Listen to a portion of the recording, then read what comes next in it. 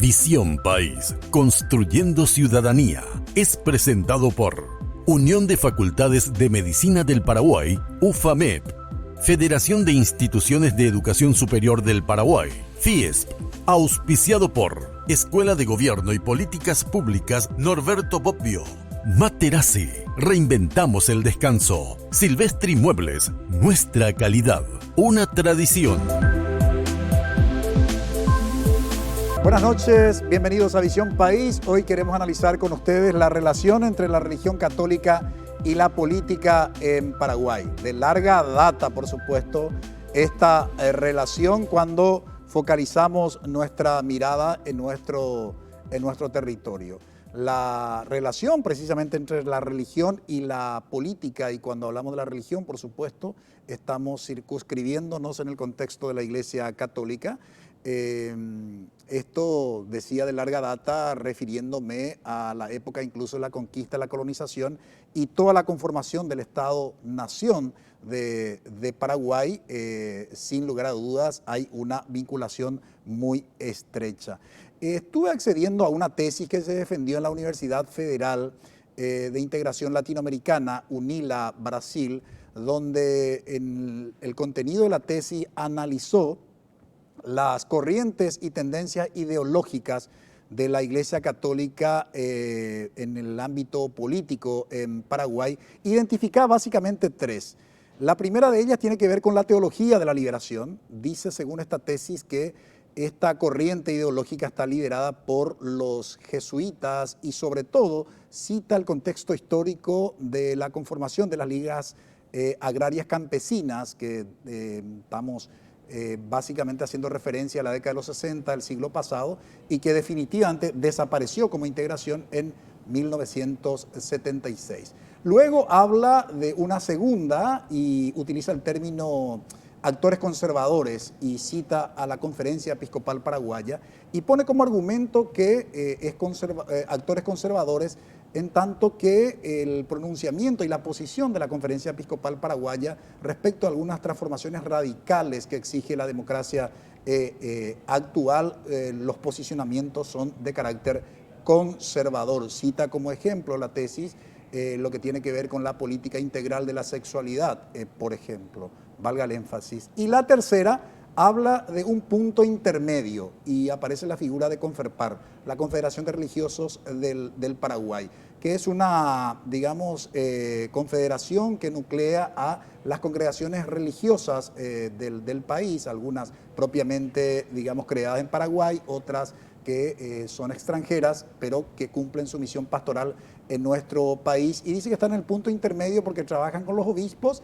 y con algunas parroquias, pero sus posicionamientos en los encuentros que hace, muchas veces hay alguna diferencia respecto precisamente de la posición oficial de la Conferencia Episcopal Paraguaya.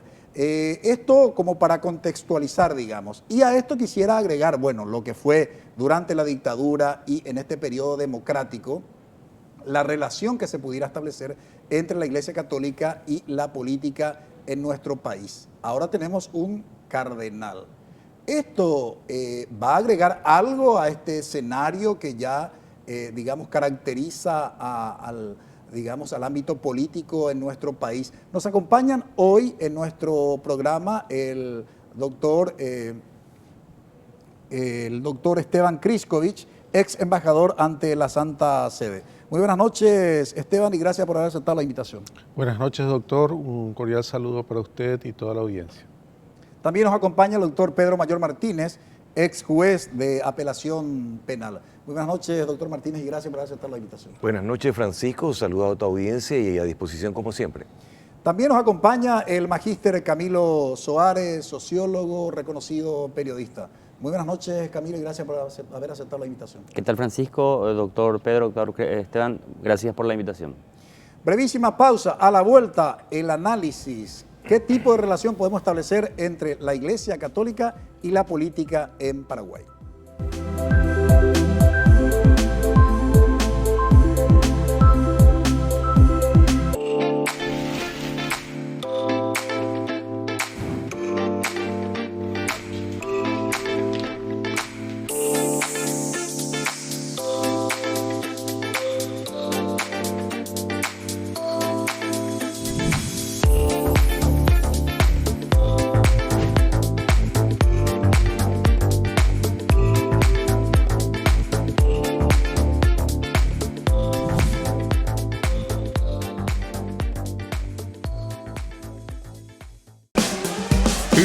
se renueva y te presenta Buenos Días Paraguay. Después de la misa, te conectamos con la información más precisa para arrancar la jornada bien informado. Buenos días, Paraguay. Patricia Vargas y Juan Carlos Vareiro te acompañan en Buenos Días Paraguay. El mejor de los augurios para esta etapa que abrimos. Lunes a viernes, después de la misa. NPI nos conecta siempre.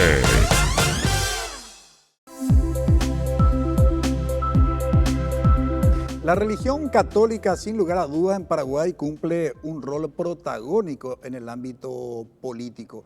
Pero veamos qué dice el Pacto Ciudadano, la Constitución de la República del Paraguay, respecto justamente de la figura religiosa. En el artículo 24 de nuestra Constitución de la libertad religiosa y la ideológica, dice: quedan reconocidas la libertad religiosa, la de culto y la ideológica, sin más limitaciones que las establecidas en esta Constitución y en la ley. Ninguna confesión, digo bien, tendrá carácter oficial. Las relaciones del Estado con la Iglesia Católica se basan en la independencia, cooperación y autonomía. Se garantizan la independencia y la autonomía de las iglesias y confesiones religiosas sin más limitaciones que las impuestas en esta Constitución y las leyes. Nadie puede ser molestado, indagado u obligado a declarar por causa de sus creencias o de su ideología. Acá hay un dato que quiero poner en perspectiva. La Constitución Nacional utiliza el término justamente de aconfesionalidad, y hay una diferencia importante entre Estado aconfesional y, digamos, Estado laico. Pongo en perspectiva para mis invitados, y quisiera comenzar incluso con Camilo. ¿Qué tipo de distinción, Camilo, generalmente se hace entre el Estado aconfesional y el Estado laico? Bueno, en realidad yo creo que sobre esa materia el doctor Kriskovich va a poder arrojar un poco más de luz, porque ellos discutieron mucho, incluso cuando hacen alguna discusión dentro del marco del derecho canónico y lo que tiene que ver con la vida civil. De todos modos, lo que yo creo que de alguna manera en el espíritu constitucional se planteaba en aquel 1992, tenía que ver con empezar a transitar un poco esa tradición más moderna, occidental, de ir separando lo que tiene que ver con el ámbito público del Estado, la gestión del Estado, el poder político, la gestión económica y compañía, del poder fáctico que tenía el mundo religioso y principalmente la institución de la Iglesia Católica, que más allá de ser la institución que de alguna manera garantiza la continuidad histórica de una fe, de una creencia, es una institución política con un poder muy importante que a lo largo de los últimos 2000 años tuvo un papel pero absolutamente imposible de comprender la historia si no se lo ubica la Iglesia Católica en alguna parte del cuadrante. Entonces, ¿hasta qué punto la Constitución del 92 lo que hace es decir, no, vamos a dar la espalda a la tradición anterior, o mejor dicho, vamos a tratar de ir separando? Porque incluso cuando se ve la redacción del artículo constitucional, no se ve una ruptura entre Estado e Iglesia, e incluso si se ve allí, dice, reconoce el papel histórico de la Iglesia Católica en particular, y después hace referencia a las diferentes iglesias. Entonces lo que digo es, en el espíritu de la Constitución, lo que yo visualizo de la parte, digámosle, no tanto jurídica, sino que sociológica, es empezar a tratar de separar aquella imbricación que existía tan directa entre institución formal Iglesia Católica e institución formal Estado paraguayo. Jurídicamente, doctor Esteban Kriskovich, ¿cuál sería una diferencia entre el Estado laico y el Estado aconfesional? Es muy importante la diferencia. De hecho, hay tres elementos en juego: el Estado aconfesional, el Estado con una sana laicidad y el Estado con una laicidad extrema. El Concilio Vaticano II, en su Constitución Apostólica, que es como la Constitución nacional, pero para la Santa Sede y toda la Iglesia, Gaudium et Spes, dice claramente que los estados deben ser aconfesionales y que además debe haber una sana laicidad, en el sentido de que debe haber una separación entre religión y entre Estado. No pueden mezclarse las cosas, porque el gobierno debe gobernar para el bien común de todos los habitantes de la República, independientemente de la religión que tengan. Pero, ¿qué es la sana laicidad? Que los que son religiosos deben ser respetados en la fe que profesan y en todas aquellas en la libertad de asociación, en la libertad de palabra, en la libertad religiosa expresada públicamente, inclusive en los asuntos que son de interés público, que involucran a ellos mismos como ciudadanos, y que es la laicidad extrema mala la que en el nombre de la supuesta laicidad cierra la boca a los católicos, cierra la boca a los cristianos, cierra la boca a las personas religiosas. Entonces lo que dice la Constitución Apostólica Gaudium et Spes y muchos otros documentos es que lo que dice el artículo de la Constitución, debe haber una autonomía, independencia y una cooperación entre ambas instituciones dentro de una sana laicidad donde los que vivimos nuestra fe también en la vida privada podamos ejercerla en la vida pública. Recordemos lo que decía Juan Pablo II cuando vino en 1988 al Paraguay. No se puede arrinconar a la iglesia en los templos ni a Dios en la conciencia de los hombres. Eso dijo en el Palacio de Gobierno, en su discurso frente al presidente de la República, todos los gobernantes y el cuerpo diplomático. Ahora, una cosa es lo que dice el diseño constitucional. Sin embargo, en el caso de Paraguay hay una distancia entre el diseño y la práctica social. En ese contexto, doctor Pedro Mayor Martínez, hay jueces que son pastores de una iglesia. Y le planteo esto por su experiencia, digamos, como juez más de 2 décadas, ¿no? ¿Cómo se entiende esto, incluso posteando en las redes jueces, ¿no? Manifestando su credo religioso, que también algunos me dirán, bueno, es un derecho constitucional, Francisco, sí, está bien, pero ¿qué garantía yo tengo como ciudadano que ese juez va a ser imparcial de sus credos religiosos en el momento de representar al Estado paraguayo como para poder juzgar una determinada causa? Tomo un poco lo que decía Esteban, Francisco, y hay un tema no menor que tiene que ver con la profunda espiritualidad que también trasunta el camino de la propia Constitución. Si ustedes leen el preámbulo, Camilo lo habrás visto y Esteban también, hace una invocación a Dios. Entonces, eso implica un reconocimiento a algo que el Estado no puede solucionar. Justamente esa faceta de la incógnita, de la ansiedad que tiene el ser humano de responder a su origen y a dónde va. Entonces, el Estado y la Constitución es profundamente respetuosa de esa espiritualidad. Ahora, también quiero ser cauto y sí, tomo las palabras de lo que mencionaba Esteban en torno a las encíclicas que también nos envían un mensaje de coordinación, de independencia y un recíproco trabajo que se debe dar entre Estado, respetando a la autoridad eclesial, respetando a la religión, a todas las religiones, no solo a la católica, que tiene un reconocimiento por la trayectoria, son casi 300 y algo de años que han incidido definitivamente en la construcción del modelo ciudadano del latinoamericano. Tenemos 30 pueblos jesuitas que fueron construidos, que fueron salvados de la esclavitud, más allá que podemos discutir si en realidad fueron sometidos a otro tipo de esclavitud, pero entiendo yo que el trabajo de la Iglesia Católica tiene mucha importancia. En cuanto al trabajo y realizar ya por llamarlo una intervención, un trabajo pastoral directo por parte de cualquier funcionario del Estado, creo que debe ser hecho con mucha cautela. Yo creo que ahí la participación, porque de eso estamos hablando, porque cuando hablamos de política también hablamos de que la política no se debe llevar al ámbito de la administración pública, hay que escindir eso, lo que cada uno piensa en su fuero interno. Entonces yo creo que la creencia de cada servidor público debe darse en el entorno privado y también en el entorno de su correspondiente parroquia, en el entorno de sus grupos de religiosidad, de espiritualidad, dentro de los cuales pueda, en ese caso, vincularse con los demás. Lo mismo discutimos un tema cuando los masones también planteaban lo mismo. Entonces, ¿podemos tener jueces católicos? Sí. ¿Podemos tener jueces masones? Pues sí, cuando encuentren en controversia cuestiones que sí pongan en juego su imparcialidad, ahí tenemos que tener. Hay otro tema en debate. Si en las instituciones, cualquiera sea, podemos tener un santo o podemos tener algo que represente una simbología de una religión concreta.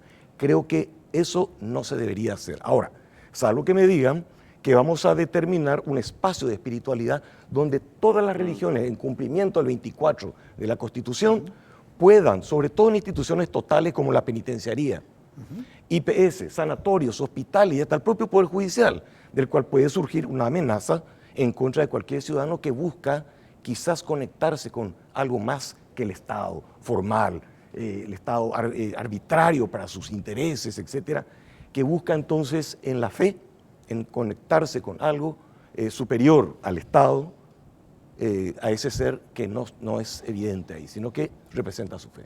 Camilo, a ver, ¿cuántos siglos recorrido? No tanto, pero me parece lo suficiente como para hacer el esfuerzo de la separación entre Estado y religión.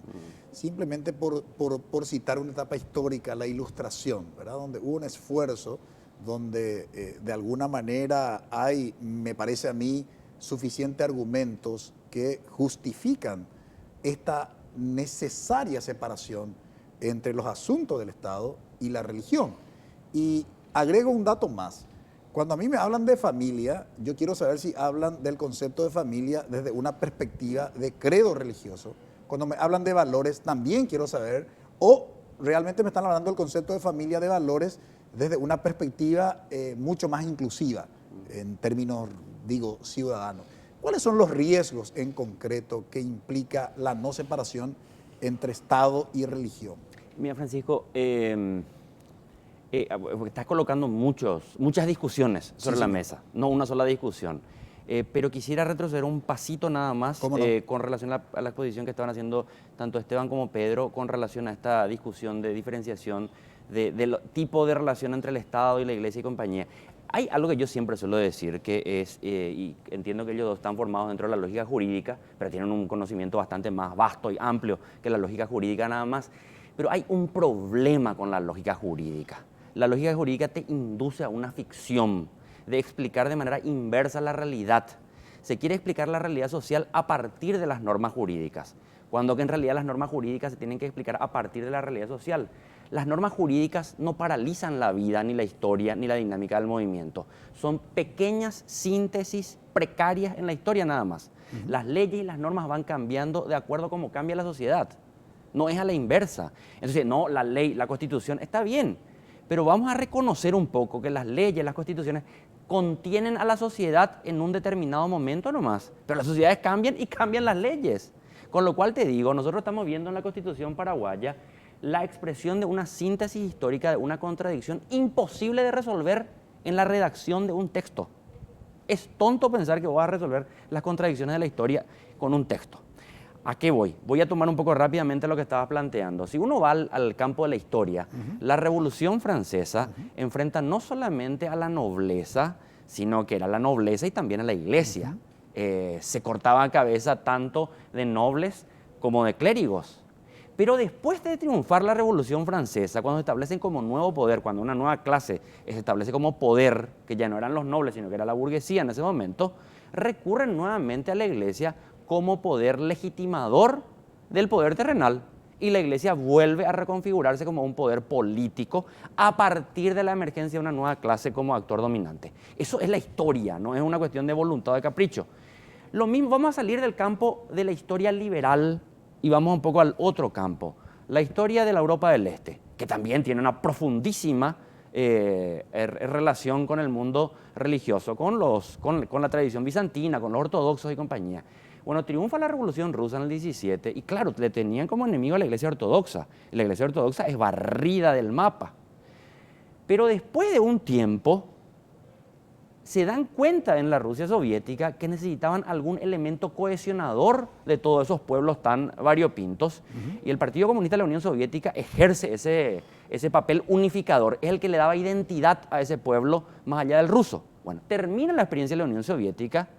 Y lo que mucha gente a mí me sorprende cuando dicen Putin, izquierdista y compañía. Si uno se va hoy o visualiza la realidad de la sociedad postsoviética, va a haber una profunda influencia de la Iglesia Ortodoxa, al punto que la Iglesia Ortodoxa fue rescatada y fue recolocada en un sitial histórico que es la que unifica a todos los pueblos postsoviéticos hoy en día. A lo mejor un ruso no se entiende con un armenio, bueno, son más cristianos, con un azerí o lo que sea, pero la Iglesia Ortodoxa les unifica a todos. ¿Qué significa eso? Que las iglesias y esa institución que garantiza la continuidad de una fe tiene una relación con el poder político y terrenal más allá de los siglos. Va a cambiar el tipo de relación, pero va a seguir existiendo porque de alguna manera hace falta alguna institución que legitime espiritualmente la cohesión y la dirección de un grupo. Si nosotros no tenemos eso como punto de partida y queremos resolver todo a partir de una falsa lógica liberal, de que con la redacción de una norma vos solucionar los problemas sociales, vamos a entrar en guerra civil al día siguiente.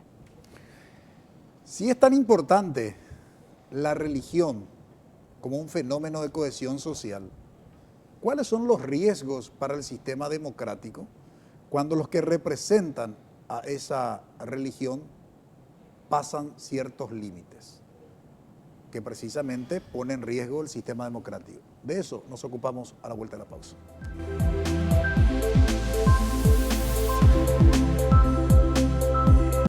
It's gonna be alright.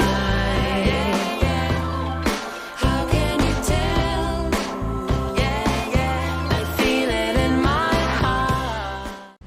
NPI se renueva y te presenta NPI Ahora. Les vamos a contar lo que está sucediendo ahora. Eso que necesitas saber. Carolina Arévalo, Fito Cabral y Juan Carlos Vareiro te mantienen al pendiente minuto a minuto Nos conectamos con vos. de todo el desarrollo de los acontecimientos del país y el mundo.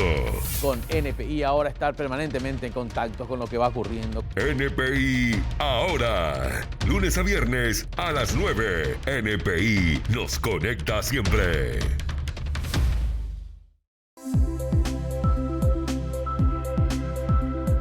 Si reconocemos que la religión cumple la función de una cohesión social y sin lugar a dudas hay que reconocerla, pero veamos lo que dice nuestra Constitución, más allá del análisis y que estamos poniendo en perspectiva hoy en Visión País, en el artículo 82 del reconocimiento a la Iglesia Católica, expresamente dice nuestro Pacto Ciudadano: se reconoce el protagonismo de la Iglesia Católica en la formación histórica y cultural de la nación. Algunos constitucionalistas me dicen incluso que es una de las pocas, para no decir la única constitución del mundo donde hay un reconocimiento explícito a una religión. Y no es una cuestión menor, lógicamente, estábamos diciendo, si vamos a hablar simplemente tomando como punto de partida la construcción del Estado-Nación de Paraguay, sin lugar a duda vamos a encontrar pero muchísimos elementos que provienen precisamente de esta religión. Y otro dato que no es menor respecto de lo que hoy están planteando, digo bien, los invitados. En el último informe Latinobarómetro del año 2021, confianza en instituciones democráticas más la Iglesia. Ustedes visualizan en su pantalla, 77% de credibilidad tiene la Iglesia. Acá estamos hablando de la Iglesia y refiriéndose a la figura de la Iglesia Católica, frente a otras, incluso tenemos ahí instituciones verticalistas como las Fuerzas Armadas o la Policía, que está por encima de otras instituciones que necesariamente deben ser democráticas, como el gobierno del Poder Ejecutivo, como la institución electoral del país, como el Poder Judicial, sin lugar a dudas, el Congreso Nacional, los partidos políticos. O sea, la credibilidad que la ciudadanía manifiesta hacia la Iglesia Católica es, digamos, a ver, ahí ustedes pueden visualizar, ni siquiera desde mi parecer tenemos que detenernos mucho en esto. Ahora bien, doctor Esteban Kriskovich, ¿hay algún límite que habría que considerar cuando los actores, en el caso de la Iglesia Católica, nosotros no, yo no terminé de entender por qué Horacio Cartes remite una nota al arzobispo de Asunción, ¿verdad?, comunicando de que desiste de su postulación para la reelección a la presidencia de la República, cuando realmente hay otros organismos, una crisis política aguda que se generó cuando públicamente él manifestó su interés. ¿Cómo interpretar ese tipo de hechos? Sí, antes que nada quería aprovechar la imagen que quitaste del artículo 82, diciendo que eso no fue un regalo que los convencionales constituyentes le dieron a la Iglesia Católica. Yo quiero que ustedes lean el diario de sesiones y toda la discusión que hubo, encabezada inclusive por varios, hasta ahora políticos, inclusive candidatos a presidente de la República. Eso fue verdaderamente una lucha, algunos creían que era una especie de remiendo del artículo 24, otros querían poner el patrimonio nacional, otros se oponían tenazmente, pero después Rafael Eladio Velázquez, abanderado en la historia, ha dicho que este reconocimiento era necesario y fundamental. Eso en cuanto al primer punto, ¿verdad? Que hay que rememorar, porque inclusive ahora candidatos políticos a las próximas elecciones se opusieron muchísimo a este artículo, ¿verdad? En cuanto a tu pregunta, sí, eventualmente pudo ser tal vez una nota incorrecta en el destinatario, pero recordemos que había en ese momento un proceso de mediación que estaba encabezado por la Iglesia. Y tal vez por ese motivo, ya que estaba en una mesa el terreno de discusión para encontrar una solución pacífica, fue dirigida a la autoridad de esa mesa, que estaba como mediadora. Pero yo no considero que haya sido un reconocimiento implícito a que la Iglesia Católica tenga un poder sobre el Poder Ejecutivo, el Poder Legislativo o Judicial de nuestro país, ni ningún otro organismo extrapoder, ¿verdad? Lo que sí, en cuanto a los límites, dentro de la doctrina social de la Iglesia, siempre hay un llamado a la enseñanza y al compromiso de los actores políticos hacia el bien común, no solamente dirigido a los católicos, sino a todos los hombres de buena voluntad. La enseñanza de la doctrina social de la Iglesia, y más aún explícita a partir de Juan 23, es un llamado a todos los hombres. Entonces, cuando nos enseñan algunos puntos de vista sobre el factor humano en lo individual, lo social, lo familiar, las organizaciones intermedias, el rol del Estado en la política, la economía, el mundo globalizado, los organismos internacionales, el principio de subsidiariedad, el principio de solidaridad, el principio de bien común, no es que nos están queriendo imponer una ideología de la Iglesia Católica. Nos están recordando lo que ahora estamos olvidando mucho, gracias a Dios ahora se abrió nuevamente la cátedra en la Universidad Católica, el derecho natural que nos hace comunes a todos los hombres y que nosotros entendemos muy bien de qué puede ser lo bueno, lo justo, lo libre, que todos anhelamos, ¿verdad?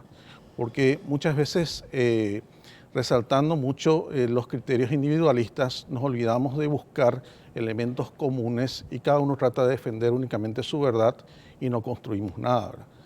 Por eso la propuesta de la Iglesia Católica siempre es verificable, discutible, no es un dogma la enseñanza de la doctrina social de la Iglesia y muchas veces inclusive vemos contradicciones en algunos temas entre los papas, ¿verdad?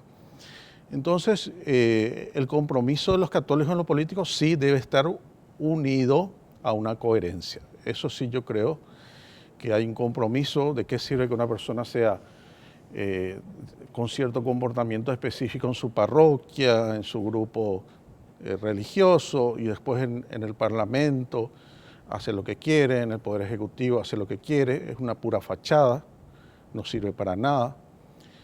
Jueces que se dicen católicos que no son justos, que solamente llevan aguas a su molino. Por eso yo creo que si verdaderamente los católicos se forman, como decía San Juan Bosco, en un tiempo difícil, a veces le digo San Juan Bosco, uno cree que fue un santito que nada más, él cómo tuvo que enfrentar la revolución industrial. Entonces San Juan Bosco decía, nosotros tenemos que formar buenos cristianos, pero grandes ciudadanos. Y ese es el rol que tiene que tener la Iglesia ahora y su influencia también a la sociedad. Por eso yo creo que el nivel de cooperación no pasa solamente por unos acuerdos económicos, cooperar solamente en el aspecto educativo, etcétera, sino también cooperar formando grandes hombres, grandes líderes, grandes gobernantes que influyan en el engrandecimiento de la nación, no en su decadencia. Bueno, que quede claro que yo estoy haciendo una descripción de hechos y no emitiendo juicios de valor en la pregunta que formulo a los invitados.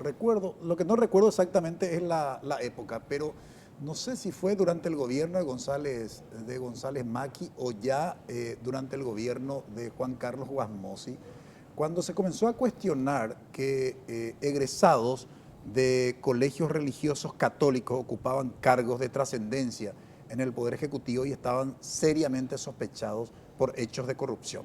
Entonces se preguntaba, bueno, ¿qué está formando, digamos, instituciones, ¿no?, identificadas con la Iglesia Católica? Me pareció un debate interesante y quiero eso nuevamente traer a colación. O sea, sin lugar a dudas, reconocemos el protagonismo de la Iglesia Católica y más que nada en la época de la dictadura. ¿Quién no recuerda aquella posición, aquella carta pastoral de los obispos del Paraguay que se denominó Saneamiento Moral de la Nación del año 1979, ¿no? Que fue una posición firme, liderado por, digamos en aquel entonces, por dos obispos, el arzobispo de Asunción, Ismael Rolón, y su auxiliar Jorge Livieres Bank, ¿no?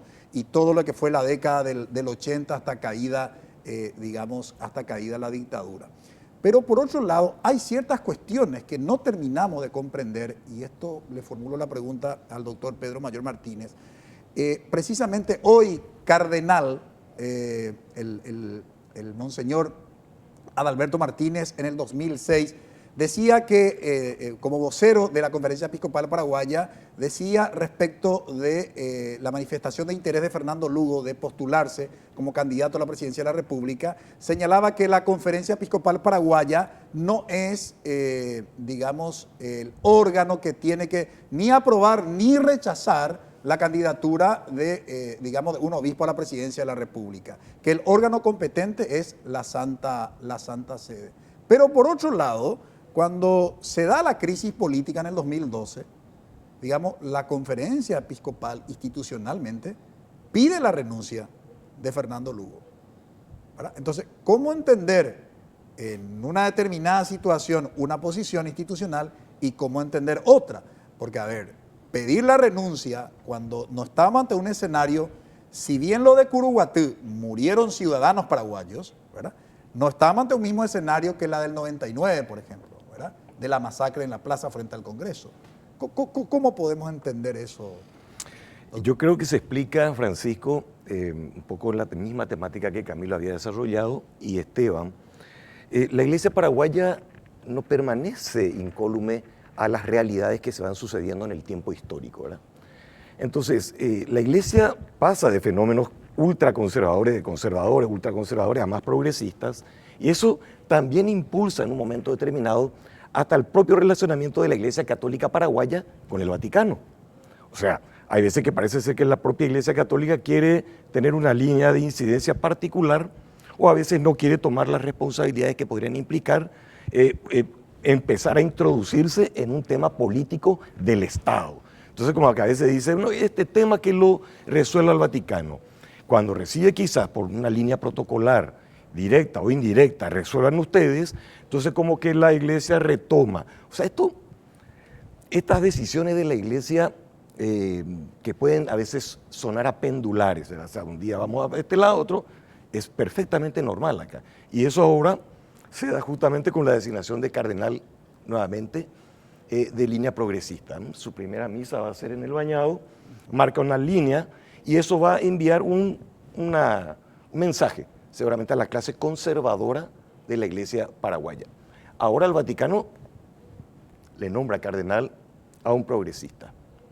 Eso es un mensaje, y ese mensaje va a tener que articularse también en la propia Iglesia paraguaya, que va a tener que seguramente generar reacción de los conservadores, pero también van a tener que cumplir con el mandato ideológico que también el padre, dentro de lo que ahora es teología del pueblo, que es la teología de Francisco, un poco la que va siguiendo, no teología de la liberación, sino ese acercamiento a los, no solo a los pobres, sino a los invisibles, a aquellos que están separados del bienestar. Ahí es donde se involucra, como decía Esteban, se involucra a la Iglesia enviando un mensaje que debe formar parte de la ética del ser humano y que de repente hemos abandonado y que la Iglesia oportunamente envía de nuevo un mensaje como ese. Si 2000 años pudo permanecer atravesando una multiplicidad de crisis la Iglesia Católica, creo que está todo dicho, Camilo, lo de zigzagueante y lo de una posición, lo pendular, una posición en un momento dado y otra. Solo que yo quiero, lo que inicialmente había dicho, si puede haber límites o no y cuáles son los riesgos. Insisto con eso, recuerdo por ejemplo el ex arzobispo de Asunción, refiriéndose a un candidato, ¿verdad?, a la intendencia, decía, no voten a un pro-abortista, ¿verdad?, y a alguien que se identifica con el matrimonio igualitario. Digo, no tiene que haber ciertos límites, ¿verdad? O sea, yo entiendo el compromiso de la iglesia, sin lugar a dudas, y sobre todo la iglesia latinoamericana, ¿verdad? Con los invisibilizados, con la violación de los derechos fundamentales, pero declaraciones de ese tipo de un pastor, ¿no estaríamos ante los límites de un sistema democrático? A ver, cuando se dan este tipo de discusiones suelo siempre referirme a lo que Max Weber planteaba entre el ser y el deber ser. Cuando uno está analizando algo, se queda en el mundo del ser. Y a veces la gente dice, ¿por qué vos le defendés? No, yo no estoy defendiendo, estoy simplemente tratando de describir la realidad tal cual la veo. No estoy diciendo que a mí me guste esa o no. Después está el campo del deber ser, aquello que vos tendrías que tener como un horizonte, aquello que te guía y compañía. Aquí nosotros entramos en el conflicto y a eso yo me refería con respecto al tema de las formas jurídicas. Las formas jurídicas no explican la realidad social de manera total. Parcialmente explican una síntesis de un momento histórico. Y es el marco en el cual se va a dar ese tensionamiento. Y hay un tensionamiento. Y el tensionamiento va más allá de esa norma jurídica establecida. Hay un tensionamiento que nosotros vivimos. Vamos a tomar Occidente y el mundo cristiano. El mundo cristiano es el mundo católico y no católico, pero también cristiano, donde se da esa lucha entre la iglesia que siempre quiere avanzar y entrar hasta los intersticios del Estado, aunque lo niegue, y el Estado que tiene sus funcionarios que a veces se quedan de manera pasiva observando el poder de la iglesia y a veces tienen que reaccionar porque tienen una sociedad civil atrás que les dice, señores, hasta aquí nomás, hasta aquí nomás. Entonces, vos me preguntás a mí mi opinión, y mi opinión como Camilo te lo digo claramente, la iglesia no tiene por qué meterse y por qué opinar con respecto a nada que tenga que ver con las decisiones individuales, las libertades individuales de los ciudadanos. No porque la Constitución lo diga, sino que la Constitución lo dice, pero la tradición humanista de Occidente hace 200 años, 300 años está peleando porque no tengan que venir a decirnos lo que nosotros podemos hacer con nuestra propia vida. Ellos me van a decir, bueno, vos estás incitando a un libertinaje. Yo no estoy diciendo eso, no estoy planteando eso, pero me parece bastante hipócrita que, por ejemplo, muchas veces se diga, tenemos que defender la familia tradicional. Ok, somos pro vida. En estos días me discutía con alguien después del atentado contra Cristina Kirchner, y veía en su Twitter que me decía, esa bandida, está bien luego. Mirá, te dice, católica pro familia. Y yo le respondía, explícame una cosa, ¿qué significa ser pro vida, pro familia?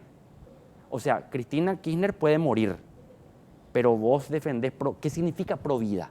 Cuando es mi vida. Entonces cuando me dicen, defendemos la familia, ¿de qué familia me están hablando? Porque la familia en Paraguay, como está constituida según los propios datos sociológicos, es mucho de mamá soltera que tiene que criar a la criatura, o la abuela que le cría a la criatura porque la mamá se fue a Buenos Aires o a España a trabajar de doméstica. Entonces, si vamos a defender la familia y la vida, hagamos una crítica mucho más contundente a esa oligarquía rapaz que le saca las condiciones de vida a las familias paraguayas.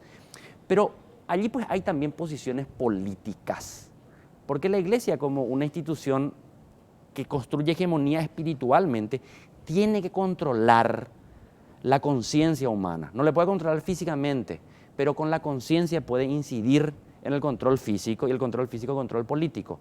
O sea, decir que la iglesia se encarga de lo estrictamente espiritual y no de lo terrenal es una ingenuidad que nadie cree. La propia elección del Papa Francisco fue una discusión y la próxima elección del próximo Papa también va a ser una puja política. Y la relación entre la Iglesia Católica y las otras iglesias que exceden el alcance de este programa, pero me parece que hay que colocarlas también, el crecimiento impresionante de aquellas, yo le denomino sectas religiosas, iglesias protestantes, para que no se enojen algunos, en América Latina y la incidencia política que están teniendo. Y sobre todo yo agregaría, Camilo, si me permitís, en Paraguay, ¿no? Tuvimos un ministro de Educación, básicamente, que se identificaba para discutir y diseñar políticas públicas educativas, justamente convocando a determinados pastores de estas iglesias. Con el cardenal Adalberto Martínez, ¿qué podemos esperar en el contexto del tema que hoy analizamos en Visión País? La relación de la Iglesia Católica con la política. Sobre todo en una situación crítica, porque el escenario político está experimentando una crisis que no sabemos todavía cuál será el resultado. De eso hablaremos a la vuelta de la pausa. No se muevan, ya volvemos.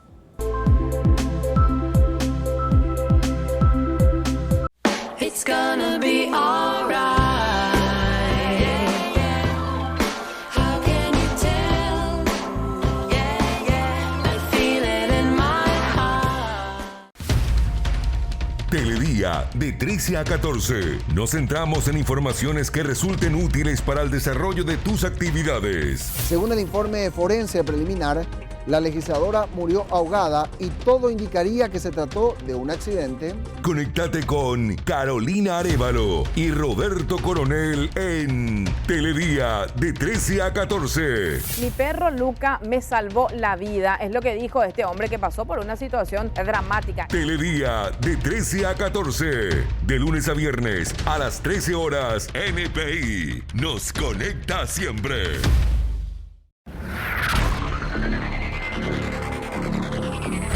Código Peligro, a partir de hoy oficialmente aquí por las pantallas de Noticias Paraguay, violento accidente que se daba en zona de Itá. Impresionante, batallas campales que se dieron tras la culminación de partidos de fútbol.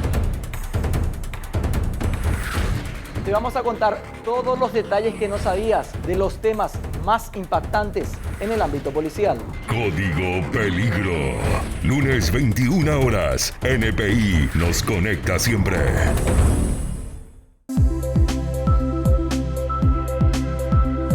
Me decía un amigo, después de la venida del cardenal Adalberto Martínez a Paraguay, y realmente estuvo muy emotivo ese, no sé si cómo denominar esa venida del aeropuerto hasta la catedral de Asunción.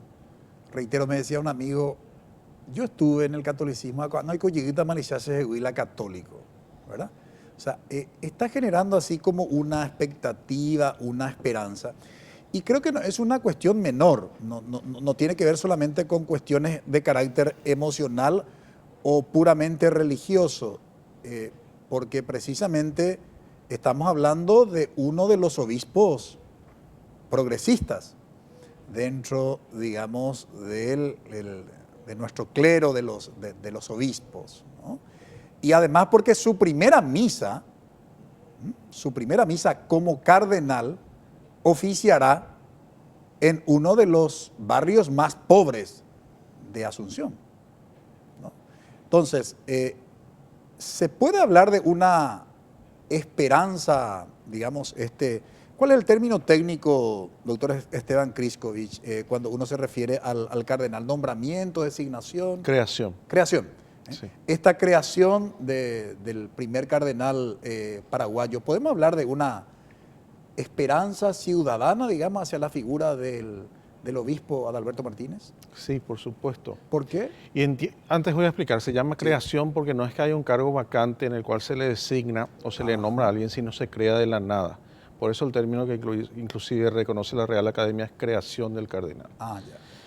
Por supuesto es un acontecimiento histórico que no podemos vislumbrar todavía lo que va a significar para la historia de la iglesia local y a nivel universal. Esos son los grandes pasos históricos, enigmas, acontecimientos, donde tenemos que estar atentos a lo que surge, ¿verdad?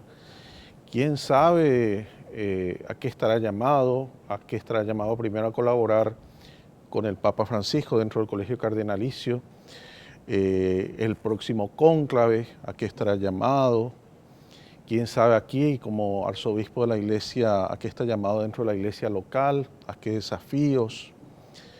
Verdaderamente, tal vez no lo sentimos del todo, sí hay una gran alegría en el pueblo por tener el primer cardenal oriundo del Paraguay, porque el cardenal Cristóbal López es paraguayo naturalizado, pero el primer cardenal oriundo es Adalberto Martínez. Y bueno, se nota eso en este momento, pero quién sabe, los cardenales hacen la promesa de dar inclusive la sangre en defensa de la Iglesia Católica. Por eso se visten de rojo, ¿verdad? Así que veremos. Yo creo que, sin lugar a dudas, la historia a partir de la creación del cardenal paraguayo, no solo de la Iglesia en el Paraguay, sino del mismo Paraguay, va a cambiar. Y a nivel universal no lo sabemos, pero quién sabe que él está llamado en el futuro. Eso nada más yo puedo decir porque no soy un adivino del futuro, pero de que constituye un acontecimiento dentro de la línea del tiempo en nuestra historia a nivel nacional, a nivel eclesial y también a nivel universal, es indudable. Nos enteramos y en estos días, ¿no? Antes precisamente de esta creación del consistorio, es el término técnico, ¿verdad?, en donde recibe precisamente un cardenal el anillo y todo lo que tiene que ver, en términos vulgos, digamos, lo que identifica la investidura propia del cardenal. Nos enteramos de que el Monseñor Adalberto Martínez fue un importante actor durante el marzo paraguayo, doctor Pedro Mayor Martínez, ¿verdad? Fue un mediador, ¿no? Entonces, digamos, hablar de la figura del cardenal Adalberto Martínez como una esperanza incluso para el ámbito político en una situación de crisis como la que estamos atravesando, considero que no es una cuestión menor, ¿no? Un obispo progresista, un obispo que elige, digamos, una vicaría, una parroquia en un lugar pobre, su trayectoria ya de haber mediado en una situación de crisis terrible como en el marzo del 99, en fin, pero desde tu parecer, ¿se puede hablar de esperanza y de qué manera se puede explicar de que su figura represente, digamos, alguna esperanza para la clase política paraguaya? Absolutamente creo que es una esperanza, Francisco. Primero porque un cambio que es un hito histórico, tanto para la iglesia paraguaya como para el pueblo en sí mismo, teniendo en cuenta los números que mencionaba, 74% de confianza en la Iglesia Católica. 77. Sí. Es indudable que una persona muy cercana a los desposeídos, a los invisibilizados, ya no quiero limitarme exclusivamente a los pobres, es mucho más amplio esto, es indudable que envía un mensaje muy importante a la clase política. Es decir, acá viene también un líder, como es hoy dentro de la Iglesia Católica, el cardenal, y dice, yo me considero, en base a la normativa que hemos visto, como un mediador permanente en las crisis que se presenten, en las crisis sociales que se presenten, en las crisis económicas, en las crisis políticas. Yo voy a estar al lado de ustedes, voy a estar conversando con ustedes, como es el mandato constitucional. Respeto, diálogo. El diálogo es un tema que hemos perdido en democracia. Ese diálogo que debe existir entre el político con su gente. ¿Y quién más que el representante espiritual de mucha gente que no encuentra en el Estado, en los políticos que tienen una bajísima confianza del pueblo? ¿Qué más que ese líder espiritual que se acerca a la clase política y le diga, yo estoy con las transformaciones que necesita este país para su pueblo, que son nuestros conciudadanos, del ámbito espiritual? Hay un mensaje muy poderoso para que los políticos que tienen un ego muy grande lo abandonen y traten de recapacitar. No digo que lo logremos, ¿verdad? Pero por lo menos es un mensaje muy poderoso para aquellos que sepan leer entre líneas el mensaje de una fuerza espiritual muy fuerte que tiene dentro de nuestra Constitución una posición como cualquier otra iglesia, pero en este caso es un líder con mucho peso a nivel país y que se va a introducir decididamente en proteger lo que necesita la gente, que estamos hablando de 2 millones de pobres y otro en una franja bastante cercana a él, de gente que necesita realmente de políticas públicas más inclusivas, que hasta este momento solo se consideran previstas en la Constitución, la norma, pero no aterrizan en el momento histórico que se requiere urgentemente. Desde Rodríguez, solamente por considerar el periodo democrático, de Rodríguez a Mario Abdo Benítez, todos los presidentes de alguna manera en un momento dado necesitaron de la Iglesia Católica. Muchos de ellos fueron a reuniones de los obispos en la Conferencia Episcopal Paraguaya, Camilo. Desde ese punto de vista, ¿cómo ves ahora a Adalberto Martínez como cardenal y con estas características que básicamente ha demostrado hasta hoy digamos, este integrante, este miembro que puede cumplir un rol protagónico en este momento de crisis dentro de la política paraguaya? Bueno, yo tengo que decir que soy bastante menos optimista que los que me precedieron con relación a la posibilidad de Alberto Martínez de incidir en el curso político paraguayo. Sí, de que va a tener más peso de lo que tenía antes cualquier obispo o cualquier miembro de la Iglesia Católica, sí, pero no sé si en este momento, en esta coyuntura, va a ser el que va a poder cambiar el rumbo de la sociedad. A ver, nosotros estamos absolutamente carcomidos por el fenómeno del narcotráfico. Eso ya no es una cuestión de película, es totalmente diferente a como eran 20 años atrás. Cuando a mí me dicen el peligro del EPP, yo me río. Y me dicen, ¿vos por qué tal? No, me río, ¿sabe por qué? Porque la mayor cantidad de muertes violentas no se da por parte del EPP, se da por cuestiones de delito común y silvestre. Basta simplemente con mirarnos en Centroamérica y ver que cuando existía la guerra civil en Centroamérica, por ejemplo el caso de El Salvador, estaba la guerrilla a un lado y el ejército regular del otro lado, había menos muertos de lo que se dio después de la firma del Tratado de Paz con el tema de las pandillas, las llamadas maras. Entonces, lo que a Paraguay nos puede terminar por producir una implosión no es la violencia política, es la violencia social que se desborda porque no hay un modelo de sociedad que pueda contenerla. Entonces, ¿hasta qué punto la Iglesia Católica, porque tiene hoy en día en Paraguay a un cardenal, va a poder incidir en ese rumbo? Sí, va a ser un actor importante, pero yo no quisiera pecar de hiperoptimismo, decir, no, ahora los desposeídos y compañía, porque me parece que es colocarle una tarea que es exageradamente grande. Y por otro lado, el otro fenómeno del cual nosotros no estamos hablando yo como sociedad y no hablamos en el programa porque excede nuestro tiempo, el papel que empiezan a cobrar, el peso que empiezan a tener las iglesias, no todas las iglesias protestantes, pero estas neopentecostales, estas nuevas denominaciones, donde nosotros vimos, por ejemplo, y no es queriendo criminalizarle absolutamente a nadie, ojo, porque así como la Iglesia Católica tiene sus pecados, también las otras, no quiero criminalizar, pero quiero nomás dar algunas muestras. El famoso pastor Infram, prófugo hasta ahora, las vinculaciones directamente con la política, el narcotráfico, eso es un poder demasiado grande, es muy grande.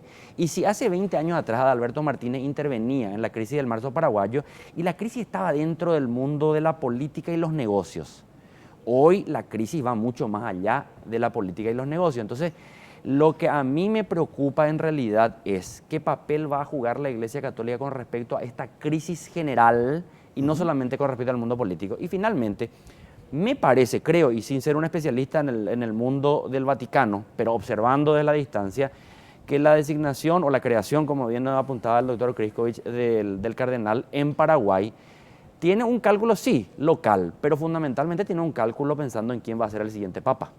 Y también el Papa Francisco decía, bueno, yo necesito actores de estas características y si sigo nombrando cardenales o creando cardenales en aquellos lugares donde sí tengo gente de esas características, pero ya hay cardenales y me crea un desbalance político. Aquí a mí me permite porque hay un vacío.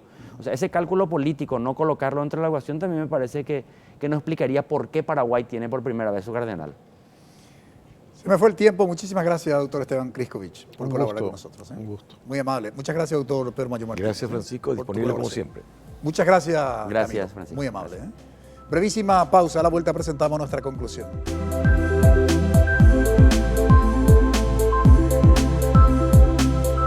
Turno tarde. Pobre de nosotros los usuarios del IPS. Oye, jugáis, Andrés. Nuestra plata le sostienen a esta gente. Con nuestra plata ellos ganan su sueldo. Con nuestra plata hacen cualquier cosa, menos atendernos bien. Con la conducción de Dante Melgarejo, Enrique Dávalos y Natalia Sosa Jovellanos. Turno tarde. En Paraguay tenemos una sola morgue judicial, que está en Asunción. Entonces, si ocurre algo lejos de Asunción, tienen que viajar hasta la capital, Gerard. ¡Qué vergüenza! ¡Dios mío! Turno tarde. De lunes a viernes a las 15 horas. NPI nos conecta siempre. En NPI tenés información extra y a lo grande. El caso de Cerro Porteño, que tiene variantes interesantes, está demostrado. Lo de Moreno Martí sigue siendo un tema para el debate, porque no se resigna Chiqui Arce a dejarlo en el banco. El comandante Arturo Máximo Rubín y su equipo de comentaristas te conectan con toda la información del fútbol. Partida 3 pueden postergar el partido. Ayer ese pedido de que no juega porque ha parado en el reglamento, si llevan 3 de un equipo, no juega. El extra de fútbol a lo grande. Lunes a viernes, 18 horas. NPI nos conecta siempre.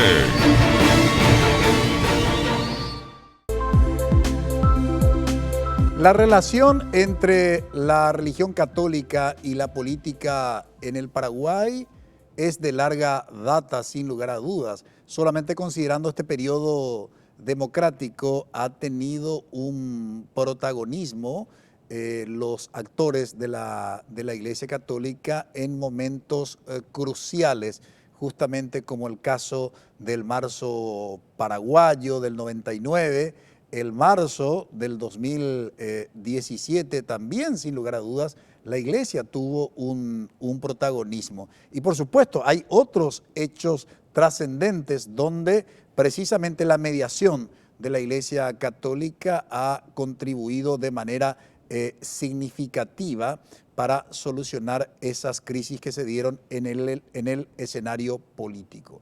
En el contexto de un optimismo moderado, podríamos decir que esta creación del cardenal Adalberto Martínez podría, sin lugar a dudas, nuevamente representar un protagonismo importante y significativo, teniendo en cuenta que la Iglesia Católica en la última medición del Latinobarómetro aparece como la institución más creíble, con un 77 de cada 100 ciudadanos encuestados que confían justamente en la religión católica.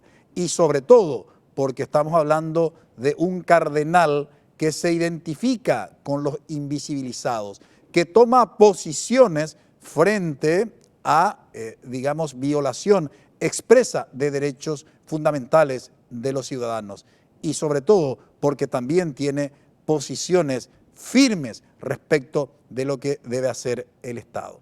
La esperanza está puesta dentro del optimismo moderado, por supuesto, y dentro de la responsabilidad que tiene la Iglesia en términos también de formación de ciudadanía.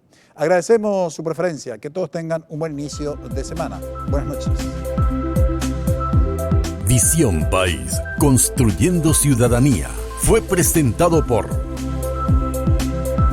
Unión de Facultades de Medicina del Paraguay, UFAMEP, Federación de Instituciones de Educación Superior del Paraguay, FIESP, auspiciado por Escuela de Gobierno y Políticas Públicas Norberto Bobbio, Materazzi, reinventamos el descanso, Silvestri Muebles, nuestra calidad, una tradición.